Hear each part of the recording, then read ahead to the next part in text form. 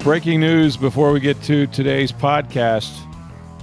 I've got news, Steve Versnick. I'm going back on radio where you began. What? I know. What? And somehow you didn't hire me this time, but I'm going back.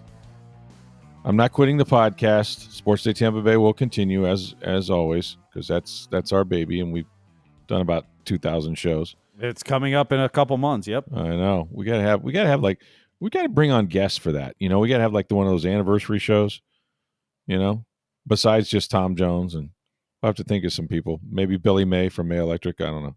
There we go. That'd be fun. But no, it is big news. And I'll have this on Twitter or X by the time you hear this probably. And it's on my Facebook post. All I can say is, dun-dun-dun, dun-dun-dun. ESPN Tampa Bay. That's the right. Mothership. The mothership. The worldwide leader. Mothership. The local mothership. Yeah. People have often called me mother this and that, but the local mothership is coming to Tampa Bay, ESPN Tampa Bay, and it's going to be on a WTMP, and that is 1150 AM on your dial, 92.9 and 102.1 FM.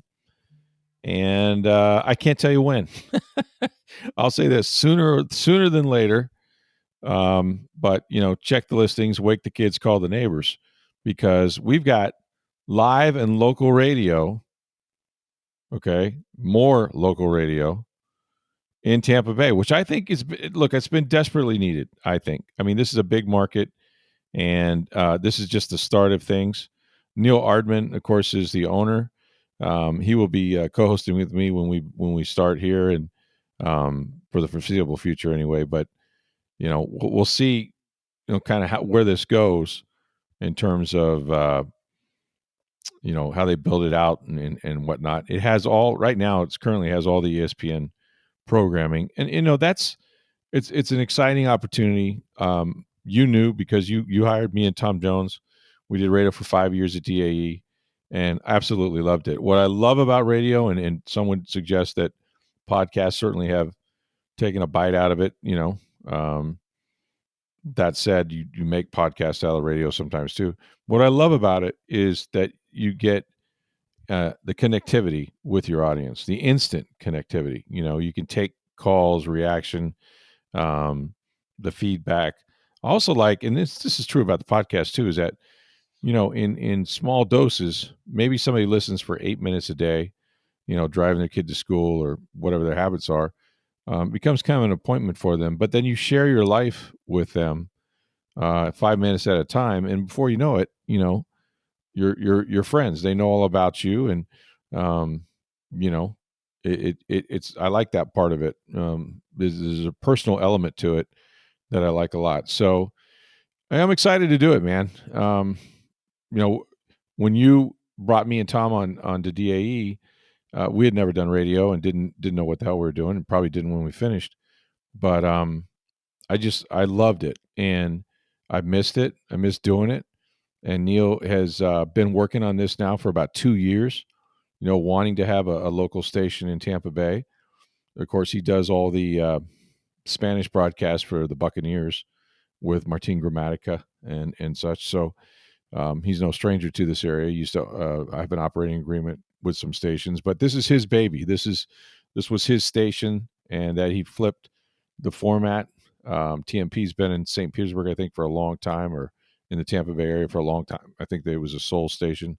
It's now ESPN Radio, ESPN Tampa Bay, which is cool. It's cool to have the resources of them, and I'm sure we'll be talking to plenty of their talent. And of course, we know a lot of those guys anyway from Tampa. So I'm stoked, man. I'm stoked. And, you're going to have to keep me on the rails from time to time, man. I know you got about 6 jobs, but maybe on your way to work to one of them, you can give me a holler. Sure. You just got to let me know, when you're starting and what time you're on. Steve from Brandon. Is that what we're going to go with? I might mix it up. Well, I mean, I couldn't tell. I could tell you when I'm going to go on, but we're not ready for that just yet. No, I know. But it won't be long. And I will tell you a funny story. You had like Steve from Brandon, but so this is think back to right around the turn of the century. Right. So a long time ago. Yeah. And emails just kind of starting out. Mm-hmm. So you didn't have iPhones yet. Did not have iPhones? Blackberries, no, this is before iPhones. Blackberries may have just been starting to come out. Maybe they weren't even yet. Love the Blackberry. Yeah. Most people didn't really have much personal email. Maybe you had it through work. Mm-hmm. So, we have a sports station, and my host loved listener feedback. And he could be having the greatest show in the world. You mean where people would type in stuff, like they send them an email? Yeah. So not many people had email at that point. So, but he could be having the greatest show in the world. I mean, just topics flying, great, just killing it. Yeah. And he'd go to a break and he'd get one email because that's all you'd get. Yeah. You didn't. Everyone didn't have it. You get one email, and it was completely off topic, something you don't, and all of a sudden come out the next break. That's what he's talking about.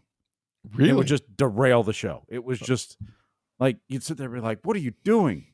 Because he wanted more emails, so every email he got, he read. He followed followed what the people wanted. Yeah. Yeah. So me being the program director, but you can't always go in there and just be like, hey, stop it. Right. So I had 6 or 7 whatever email addresses for Yahoo, Hotmail, AOLs. God. I know where this is going. So every time he was off topic, okay, this is Jim from Western Hills. Hey, you can get back to talking about blank. Yeah, it would just whatever I wanted him to talk about, and then here's Yeah. Tyler from Anderson, and and so I would email him, and then the next segment he'd be talking about what I wanted him to talk about. You catfish the guy on the radio? That's not right. I was directing him. He just didn't know I was. That's one way of saying it. I was directing him. Okay. I was program directing my talent. Uh-huh. He just didn't know it. Catfished him. Well, feel free to catfish me because I'm sure plenty of people will. Well, I don't know if you're now because everyone's got phones and texts and emails and Twitter. Oh, and I know. Facebook and whatever other and burner accounts, right? They're mostly burner accounts. Oh, I mean, or bots. I mean, some of them are just computers bots, anyway. Yeah. I'm under no illusions. Like I know there's haters out there. It's okay. We're going to approach it a little differently. Well, haters is okay. Yeah, it's fine. It's good content. I like to mix it up. So we're going to go back and forth a little bit. It'll be good. Looking forward to it. Really am. I mean, it's we're not into the football season yet, and of course, it's always football season, Rick. I mean, you're in West That's Palm true. right now. What am I saying? I'm not even home. I'm in football season. I'm not far from the Breakers. I'm not staying at the Breakers because that's about $1,400 a night. And between you and me and the Tampa Bay Times, we don't have that. But yeah, so we're at the Breakers at least until tomorrow. Todd Bowles is going to talk in the morning, early breakfast call for that one, about 6:45 or something like that. Outrageous. And had a chance to talk to Jason Licht today, so we'll get into that here in just a second. But yeah, it's we're still a ways from them playing games, I guess you would say. I mean, from training camp and all that. That doesn't happen until end of July. Well, we're 3 weeks from the draft. We're 3 weeks from the NFL. 3 or 4. End of May, whatever that is. End of April. So it's end of April. 4 weeks. 4 weeks, and then you'll have the schedule release. Like there's something every month, right?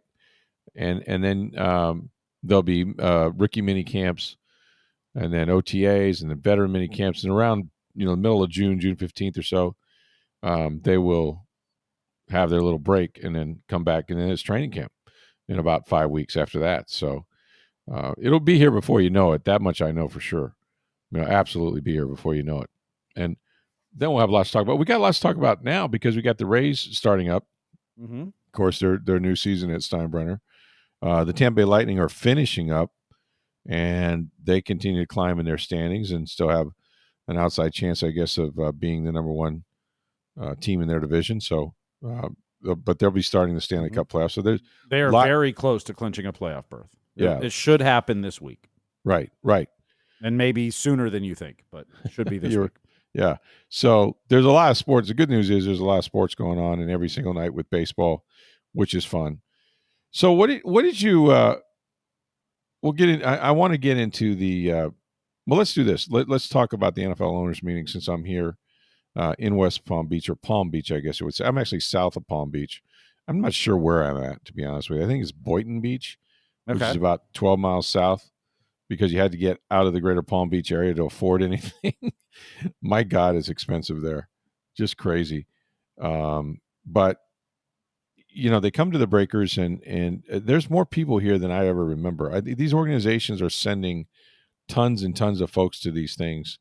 It seems like every TV station has somebody here nationally, and of course you have a lot of network talent. They bring the talent. I was walking around, I saw, hey, Tarico. I saw Chris Collinsworth. I saw, um, and they like to do that. They like to have their sponsors and the networks come, and their networks vice presidents, and their families, and everybody kind of hanging out. It's beautiful place, obviously, on the beach here in Palm Beach. But for the Bucks part, and for sort of most teams right now, they're kind of made that shift from free agency, which is now pretty much on hold until after the draft, and then now it's all about the draft. And I'm sure we'll get into a lot of that with Todd Bowles, as well as some of the changes he's made, and people he's added to help him in coaching and things like that. Um, have a lot to talk about with him there. But with Jason, it was more about free agency. We were kind of catching up on what they had done, what they have yet to do, and how that affects the draft. Because, I think there's, the general consensus going into the draft was, well, they got to get an edge rusher, right? They got to get an edge rusher because they didn't have one, and Yaya Diaby led the team in sacks with just 4.5. And what are you going to do on the other side? And Joe Tryon's not coming back. And then they went out and signed Reddick for what really is kind of a bargain, to be honest with you. I mean, he's going to make about $12 to $14 million, but if he gets back to his form before he was traded to the Jets, he had 51 sacks in 4 years. And so the guy's, he's motivated. He wants to get paid. He wants to prove he's still one of the elite pass rushers in the game, and that's all good stuff for the Bucks. But what would that say at number 19? Would that change sort of the trajectory of where they're going to go with that pick? And I think Jason, look, it's not as much of an urgency, although you can argue that Reddick being like approaching was like 30 years old, and on a 1-year deal, you can't promise that he's going to be back beyond this season. So you still have to continue to address it. You got Chris Braswell, who has to take a step up in year 2. Didn't do much really as a pass rusher in year 1. So his answer was sort of like, yeah, no, it's if the best player there at 19 is an edge rusher, we're taking him. And I think that's smart. Now, I'm not naive. I don't necessarily think that that's going to be the number one uh, on their list. It could be, but it's got to match the talent. You're not going to reach for a guy. I do think it'll be most likely a defensive player. You could throw a dart at him and say, well, we could use another corner because Jamel Dean is often hurt. We could use inside linebacker because Levante David is old. And certainly you could use an edge rusher. You could use another defensive back somewhere. So there's no position on that defense that you can't make better and that you probably need to make better, because the offense, assuming that they'll maintain their level, they've scored around 20, 29, 28, 29 points a game, 29 and a half last year. Now, you had Liam Cohen, which is different, but he's on to Jacksonville. So I think they're going to go defense.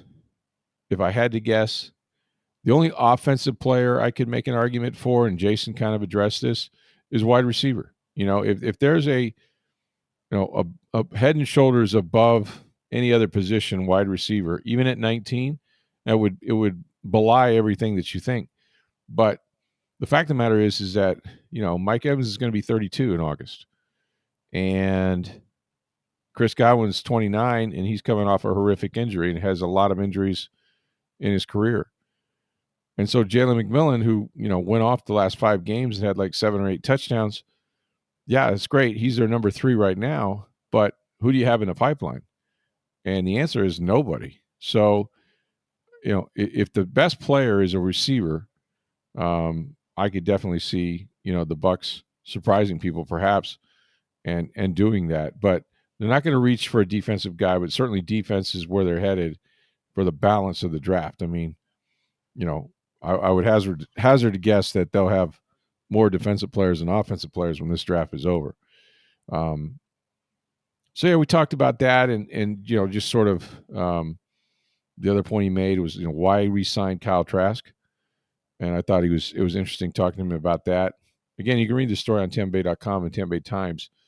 With Trask, I think it came down to we trust him, which is interesting because he's never played. I mean, he's attempted 11 passes in 4 years, but they see him every day. They've seen him grow, right?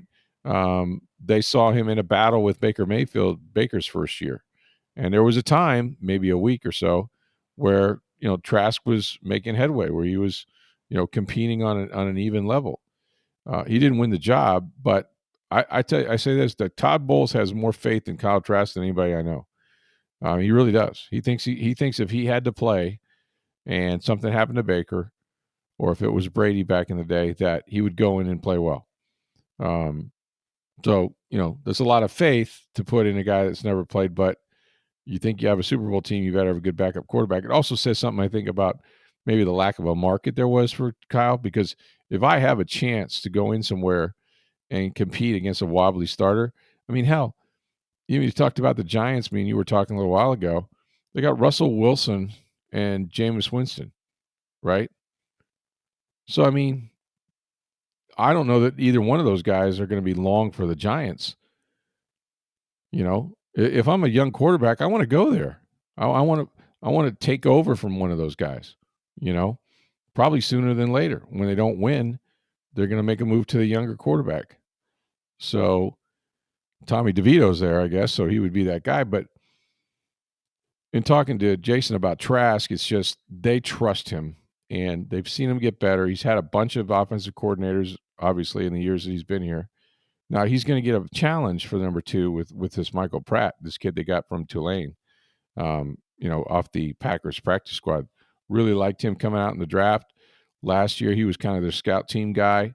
They activated him 3 times to pay him as much as anything, sort of reward him, if you will, with game checks. And they didn't have to do that. So that's going to be a little bit of a battle. But yeah, it was made clear that they're pretty comfortable with him, and I think vice versa. I think Kyle, rather than go somewhere else, maybe get cut, maybe not have more opportunity there, decided to stay home and take advantage of the fact that there is some carryover from one offensive to what Josh Grizzard's going to do. So that was interesting. So yeah, check it out. Yeah, Tampa it Bay makes Times. sense. It makes sense if you're trying to keep the offense the same with a new offensive coordinator, right? And pretty much all the starters, every starter's back on the team, and even on some offense, of the backups especially. in that. Yeah. On the offensive side. So why not stick with the same quarterback that's been in that offense for the last year? Yeah, and that's been working under Baker Mayfield, and they have a relationship together, and they're in the quarterback room together. And sometimes the one is better than the one you don't. That's true. That's very true. Unless there's a home run one out there that you just think, hey, I can't pass him up as a backup. Otherwise, okay. I mean, it makes sense where they're coming from now, whether it's the right thing to not. They're the ones in the room seeing him work, put in the effort, seeing him at practice, et cetera. We don't. Yeah. Everyone else is just speculating. Well, and they are too, to a degree. Look, they could have. They could have. If you're a Super Bowl team, here's the risk versus the reward. They keep saying we're a Super Bowl team. It should be Super Bowl or bust, and I don't disagree with them. Right, their window is now. You still have Mike Evans. We'll see if Chris Godwin comes back healthy. You have an elite offensive line. You have a good young running back. You have another third down back. The tight ends are emerging. You have a good young receiver. Like there's a lot of stuff, right, and a good scheme. So now's sort of the time, in my opinion. And you can't let that window shut, But if Baker Mayfield has to be out for a couple games, you're going on complete faith. And you're right. He knows the scheme. He knows the system. But the fact of the matter is he hasn't played. And if he has to start and win a game, or maybe start and start 3 games and have to win a game or win 2 of the games, That's going to be the litmus test. You could get, say, for example, Gardner Minshew, okay, who was available. But he's played. Now he hasn't always won, right? He's been backup. He's been that guy that's been a bridge quarterback and taken over in Indianapolis and other places. But at least you'd have known what you're getting, and it wouldn't be his first bite of the apple. Maybe Trask will be better, but you don't know. And so for a Super Bowl team, there's a little bit of a risk here. It is the devil they know, but the fact of the matter, he has never played, not really. And so if they're the team that they think they are, and they have a chance to win the division again and go deep in the playoffs, Kyle Trask has to come in and win games. He has to, and that's what they're saying, that they trust him more than anybody else that's out there, even though there are quarterbacks that have had experience and some of them good experience.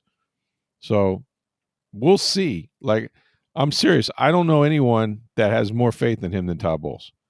Todd Bowles loves Kyle Trask, and he loves the way he works. And the old cliche, first on the field, last to leave. He truly is that guy. Like, that's Kyle Trask all the way. He takes reps before practice, reps after. He's always working. And so I think coaches see that, and I think they get enamored with it. But I've asked Todd, I said, how would you sleep if something happened to Mayfield and you had to win a big game to get in the postseason the next day?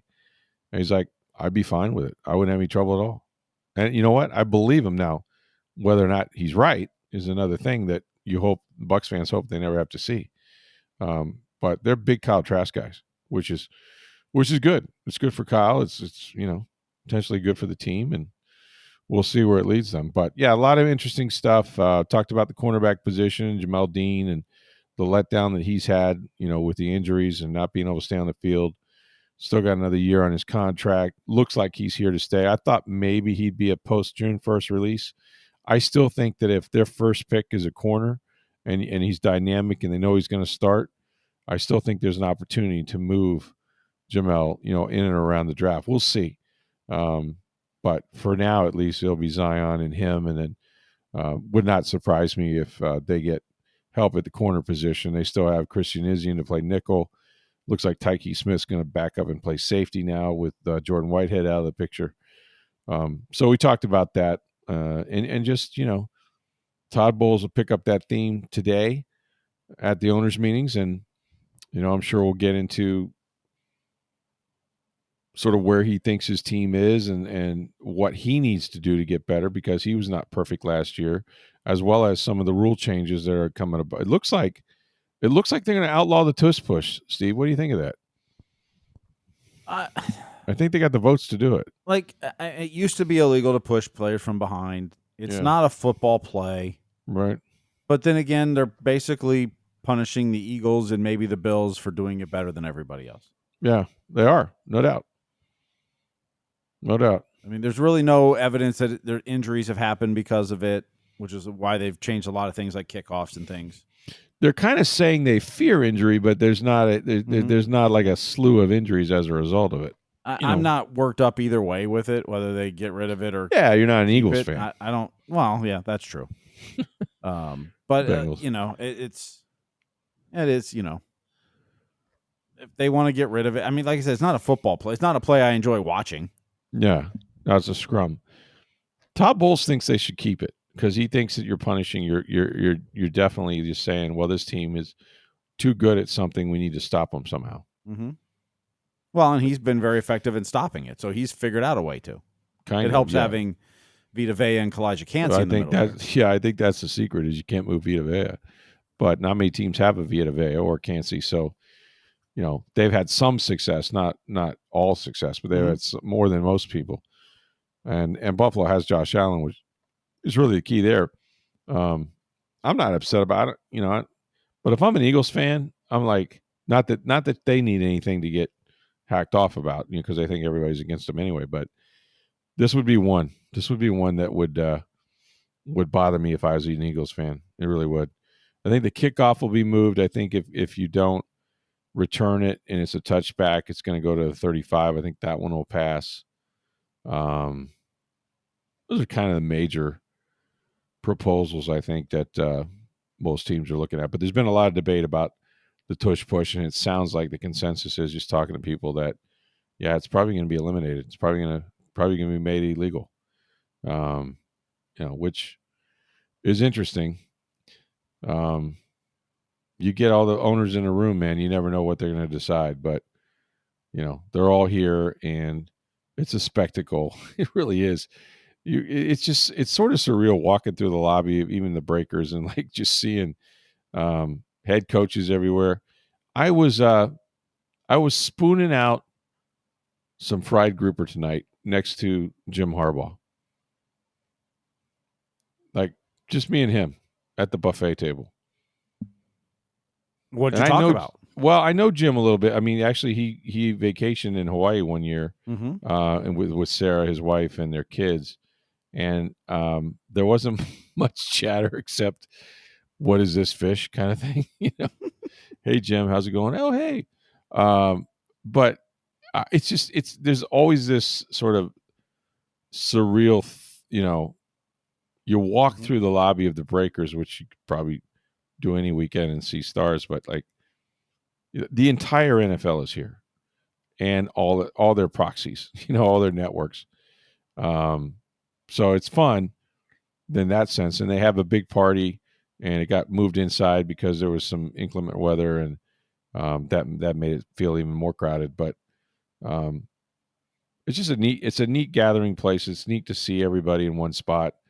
Some of these teams, I heard Detroit brought more than 30 people from the organization down here, which is a lot, right? You only have so much social media and front office and stuff like that and ownership, but they had a big contingent. And you just kind of, you're sitting there having your little snack or dinner, and, the 49ers and John Lynch are next to you. It's just kind of cool that way. But we'll have a chance to see all the NFC coaches at breakfast, including Dave Canales and others. We'll be doing that in the morning. Before we get to the Rays, and they had some breakouts from some of their young stars, which has kind of been the story of the early season. Get on down to Breitling Boutique. We talk about this all the time.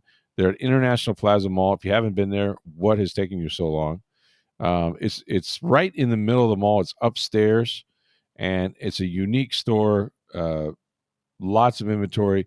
One of the greatest Swiss watchmakers in the world. Breitling has been at it for over 140 years. They've been in International Plaza for more than 5 years. And of course, they got men's watches, the chronomats, the Navatimers, and they've been running this limited edition of the NFL's 104th anniversary. These team watches, all 32 teams represented while supplies last. These are gorgeous chronomat watches. You can probably see one if you go to TampaBay.com. See the Bucks one anyway. Only a few probably last or left, if any, from the Bucks right now. But these are phenomenal timepieces, and they got the colors, the logo on the watch itself, and it's not just that, but they got women's watches as well. As I said, if your wife or girlfriend is on the go like mine is, except before she blew out the ACL, um, she kind of beats up their watches pretty good. This thing looks gorgeous. They got all the different colored wristbands to go with it, and she's going to be very, very happy. So get on down to Breitling Boutique. It's at International Plaza Mall. You know where that is. And make sure when you get there, you let them know that you heard about all of this on Sports Day Tampa Bay.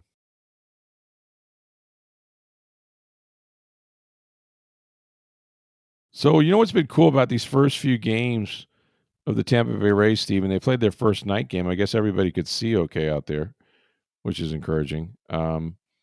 Is I how know Drew Rasmussen said that he lost a couple balls he did, that were hit, but the fielders didn't seem to have a problem with it. right? Which But is as he was pitching, I know that I heard Jake Mangum after the game say that he lost one of the balls that Christopher Morel caught. oh It was okay, right around dusk, but it went up in the air, and he lost it in the lights. But Morel didn't have a problem with it. It wasn't like Mangum could have got to it, but just following it in the air. yeah. The high sky, different things, dusk will certainly affect it, and it's something they haven't had to deal with at home. They deal with it all the time on the road. Right. Well, the But lights are lower too yeah, than a so Major League Park, and it didn't seem like there's nearly as many because, like, I was at the game tonight and looking out, like center field wall was pretty dark. Like the light 20 feet in front of it was the field was lit, but kind of at the wall, it was a lot darker. And it's not as much lights as a major league League ballpark. Stadium, yeah. And it's not nearly as high. So that's what, the fielders are going to have to get used to You that. could lose it in the lights, literally. Yep. Yes.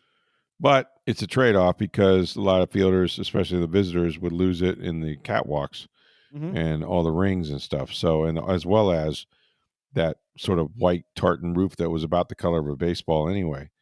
So it was deceptively difficult. I think teams have played there enough that they're pretty used to it. But yeah, it's not a major league park. It's not 3 levels high. The lighting is not mounted on the top level. Like all those things matter, and yet they managed to win the game. And they've been doing this now these last couple games. Remember Cameron Meisner with the walk-off on opening day.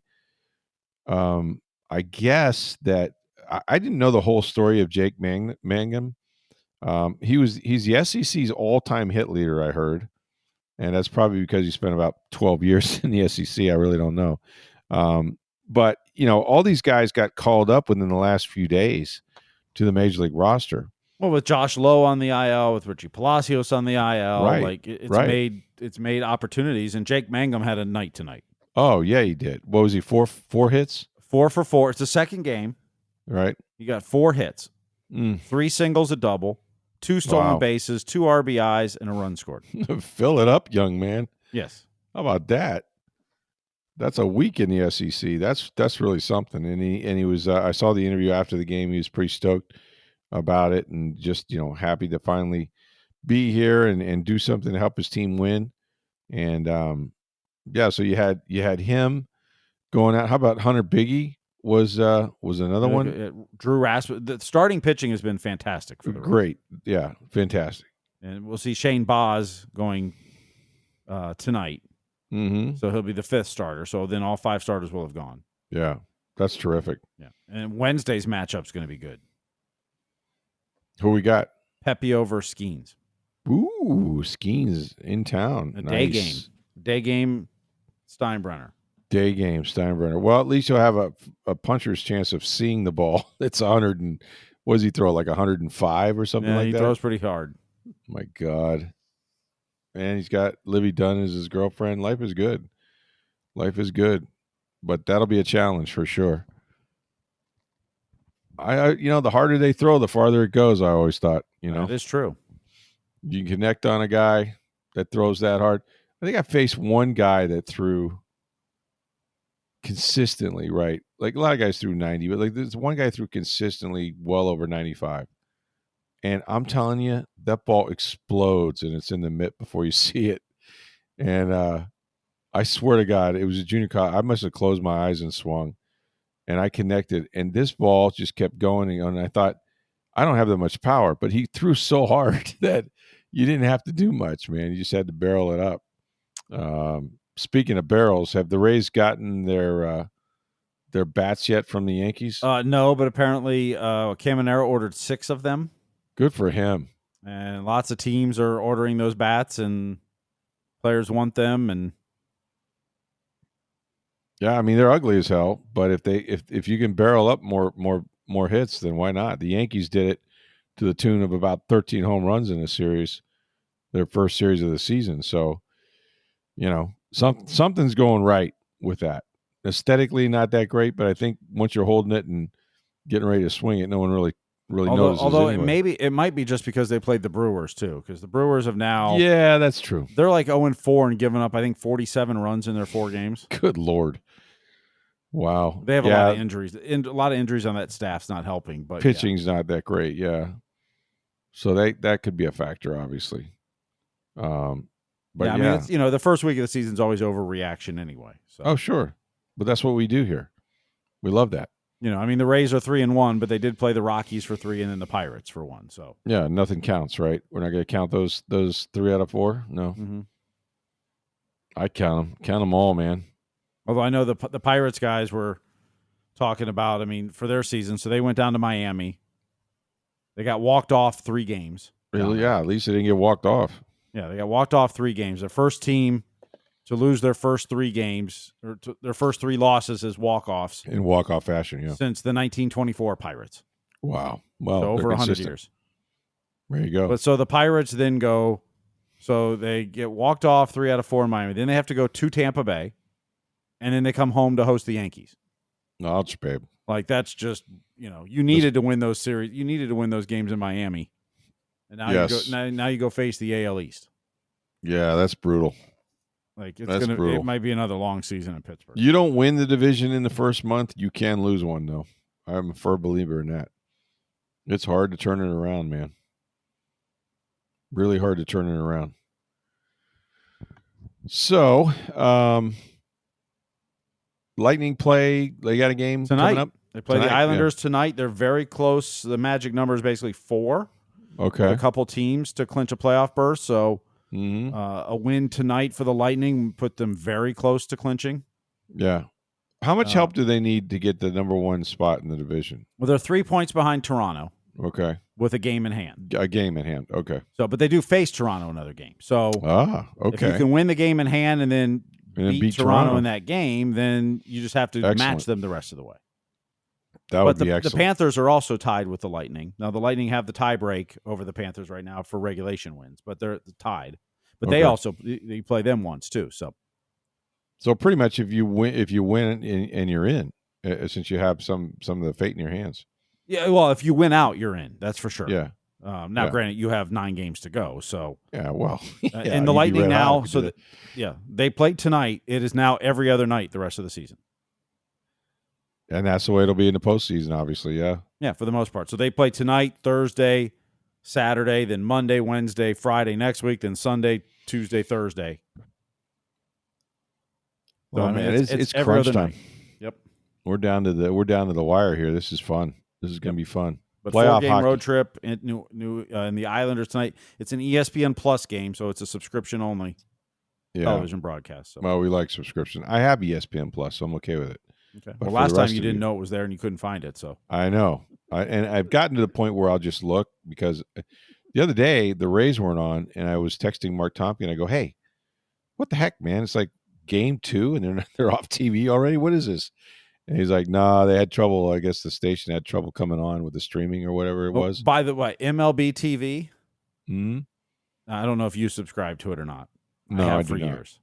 So it's where you can watch, all the other games. All the games, yeah. It's blacked out your market, but like I'll watch, I like to watch random games. I'll be working and just have games on. Yeah. Like sure. I'm a baseball fan, love it. Yep. So opening day, it doesn't work. They had technical issues on opening day. But probably their biggest day of the year. Yeah, you think? Yeah. It did not work. Wow. So what do they do to remedy it? They send an email giving you a $10 off coupon in the MLB shop if you spend $25. Oh, stop.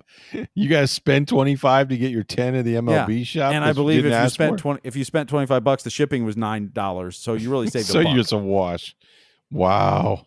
Yeah, nice job, MLB. Thanks, guys. That's awful. Don't be too generous to us. We're not worthy. Like, seriously, I'm like, maybe next year I don't subscribe because, I mean, if that's like, you had technical issues. It's frustrating. I was mad. I was trying to watch games. Reward the people. Don't punish them. But don't make me spend more money with you. Right. Exactly. To save $10. Right.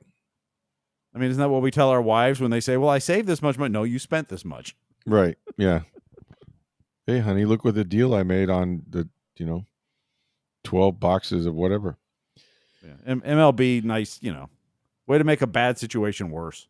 Right. People online just roasting them for it. Were they? Yeah, they should. They should. I mean, it's awful. Okay, so you're screw up, so you're going to let me save some money if I spend more with you. What? Well, the sad thing is people will. It should have been. It should have been. If they don't want to give you money back, then fine. Next year, your renewal, you'll save $20 off of it next year. Yeah. Or something. Do something like that. I don't know. You'd be surprised what people will do if prompted. So, yeah, that's weird. Well, and then the email they send you, you reply. It does not get to them. It's a no reply email. So that's yeah. Nice. Well, get to ESPN Plus tonight, right? Is that what it is? Yes, that's correct. Yeah, so I'll be watching on my phone because I got that. It's well worth it. Like to see him continue on and get hot before these playoffs and see if they can ride it to the Stanley Cup. I think this could be a really interesting postseason for them. I really do. I don't think they're going to be one and done, kind of the way they were. So that's something to look forward to. Hey, remember now, I can't tell you when or where. I can't tell you when, but I will be back on radio WTMP. You can say where. You just don't know when. And I just don't know when. I mean, I do know when, but I'm not going to tell you when. Yeah. Yes. Because then it would box me in, and I might have to actually come on that day. We're gonna have to make sure we sound good enough for you people. But it's gonna be fun, man. I'm looking forward to it. I really am. This is something that's been, we talked about this for a long time, and I mean, kudos. it's been 8.5 years. I know. Don't since you see? hosted? Yeah, that didn't need to be said. Well, maybe it did. Do you think it's like riding a horse? What do you think? A little bit, but like riding Tom's back, like just. Yeah, but he handled most of that. The X's and O's, the blocking and tackling. He did. I mean, you did when he was out, but yeah, no, I kind of let him have that. That didn't interest me. I just had to be over there, sit over there, and be brilliant. Well, he directed the traffic a little bit. I don't know how much traffic there'll be early in this show's life, to be honest with you. So I don't know that we'll have giveaways, ads, or anything else. We'll see. Well, we also had lots of there were lots of things we did that we kind of tightened the show up to start and then loosened it up as you went. Yeah, as we got more comfortable. Yeah. Mm-hmm. This will be fun. I love the instant feedback of radio. It's always fun, and some people listen the same time every day. Some people will be getting kind of podcast replays of it or whatnot. But it has always been gratifying to me that people will listen every day and they'll know things about you that you've said, about your family, about your life, about whatever is going on in sports, and that's cool to me. And I like the dialogue. The conversation's always good. Not that we need a lot of it. Frankly, if you're talking too much, then I'm not. So, but that sort of feedback is exciting. And like I said, I think it's long overdue. I think this is a big market, right? With a lot of sports, a lot of good sports teams, obviously, and certainly one that warrants another sports radio station. So please tune in. We'll have more details about when, and now you know where. So gonna really look forward to that. Go see our friends at Breitling Boutique, International Plaza Mall. Check out the Chronomat watches they have, the NFL 104th year anniversary watches. They also have watches for your wife, your girlfriend, sports watches, all kinds of colorful wristbands. They're durable. She's going to love them. It's Breitling Boutique, International Plaza Mall. Make sure you tell them that you heard about it on Sports Day Tampa Bay. Thanks for listening, everybody. For Steve Versnick, I'm Rick Stroud of the Tampa Bay Times. Have a great day.